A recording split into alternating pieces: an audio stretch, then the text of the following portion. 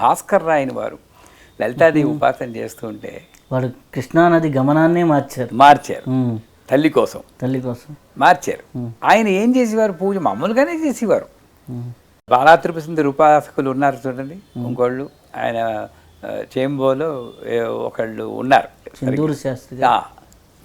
ఆయన బాలాత్రిపుర ఉపాసన ఎంత డీపర్గా చేశారు, మాట్లాడేవారు. మనం ఎంతసేపు గురువు గారు ఒకటే చెప్పేవారండి, రే శుక్లాంబరదం చదువురా పర్లేదు, కానీ అది ఎవడో రాసింది, నీ అంతటా నీకు ఇక్కడ నుండి ఏదైనా భావం వచ్చిందా ఎప్పుడైనా?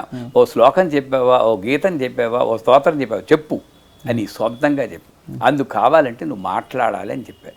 ఈ భాస్కర్ రాయని వారు కూడా అమ్మవారి ముందు కూర్చుని, చూడమ్మా పక్కింటి ఆయన ఓ పెద్ద గొడవ పెట్టేస్తున్నాడు, ఏం చేద్దాం అంటావు? ఇంత చదువు ఎవరికి ఉంటుందండి, ఒక డీపర్ సెన్స్. అందుకే రామదాసు ఎవడబ్బా సమ్మోనం కులుకుతూ ఉన్నామని తిట్టగలిగాడంటే అంత బంధం ఉన్నప్పుడే కదా, ఆ బంధం ఈయనకి ఏర్పడింది.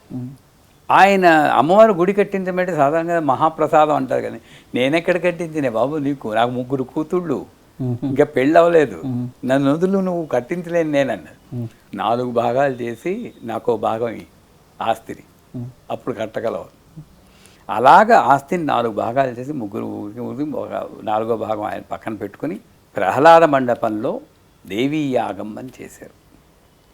ఆవిడ అన్ని గుళ్ళు చూపించిందండి, అన్ని టెంపుల్స్ చూపించి, ఇలాగ కాకుండా వేరే టెంపుల్ నాకు కట్టాలని, ఇదేమీ కాదు నీ ఇష్టం. ఇంకోటి గొప్ప ఉపాసకుల్లో లక్షణం ఏమిటంటే, సిద్ధేశ్వరానంద స్వామి అలాంటి వాళ్ళు, మా గురువు గారు సుభాష్ పత్రి గారు, సకల కళా వల్లభులని చెప్పాలి. నిజంగా వాళ్ళు టచ్ చేయలేని ప్రదేశం అంటూ లేదు. ఒకడు ఫ్లూట్ వాయించేస్తూ ఉంటారు, ప్రవచనాలు చెప్తూ ఉంటారు, మెడిటేషన్ చేస్తూ ఉంటారు.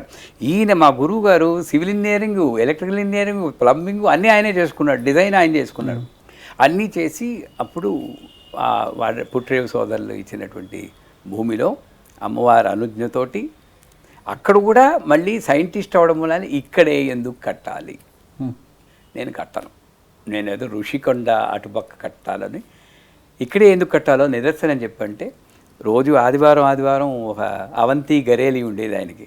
ఈయనేమో ఇంతలావు, ఈ అవంతి గరేలేమో చిన్నది మూషక వాహనంలా ఉండేవారు. అవి వచ్చి అక్కడ రాయి మీద కూర్చుని తపస్సు చేస్తుంటే అప్పుడు ఒక శబ్దం వినబడింది లోపల నుండి, ఈ రాయి తవ్విస్తే నీకు నిదర్శనం దొరుకుతుందని. ఇంత పెద్ద రాయి ఉన్నవాళ్ళేమో 4 వర్కర్లు, వాళ్ళ చేతే తోయించి నేను కదులుతానని. ఆ 4 వర్కర్లు ఇలా తోసేటప్పుడు రాయి కదిలిందండి. అప్పుడు కిందని శ్రీచక్రం దొరికింది ఫ్లాట్. అది ఎప్పటిదో 800 ఏళ్ల క్రితం ఏదో యజ్ఞం జరిగినప్పుడు పూర్ణాహుతులు వేసింది.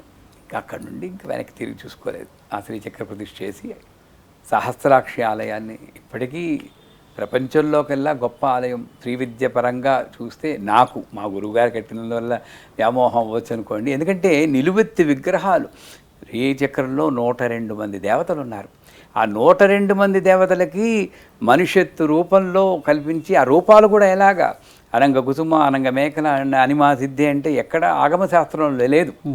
ఆయన ఉత్తినే అనిమాసిద్ధి అని మెడిటేషన్ చేస్తూ ఉంటే ఆ రూపం వచ్చేదిట. ఈయన స్వతగా ఆర్టిస్ట్ కూడాను, బొగ్గుతోటి గీసేసేవారు ఎక్కడ గోడ మీద. గోపాలాచారి గారు అని చెప్పి ఆయన, తీరా చూస్తే అవన్నీ బట్టలు లేకుండా కనబడ్డారు దేవతలు. అప్పుడు ఈయనకు కొంచెం బెరుకొచ్చింది, చెప్పొద్దు అమ్మ, నన్ను రాళ్ళు కొట్టేస్తారు ఇలాంటి విగ్రహాలు పెడితే, నేను అలాగే ఉంటాను, అదే నా రూపం, కడితే కొట్టు లేకపోతే లేదు, కప్పడానికి వీల్లేదు. అలాగే అనంగ దేవతలందరినీ ప్రతిష్ఠించి మంచి శ్రీచక్ర ఉపాసనకి అంతరార్థాన్ని బోధించే ఏకైక దేవాలయం ఏంటంటే దేవీపురం టెంపుల్. అలా మారారు. నాస్తికుడు కాదు, నాస్తికుడు మాయది.